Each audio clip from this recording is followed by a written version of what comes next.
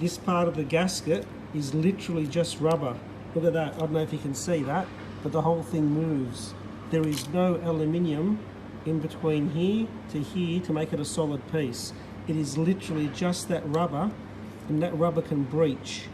Once that rubber breaches, the boost from here will blow into these oil galleries.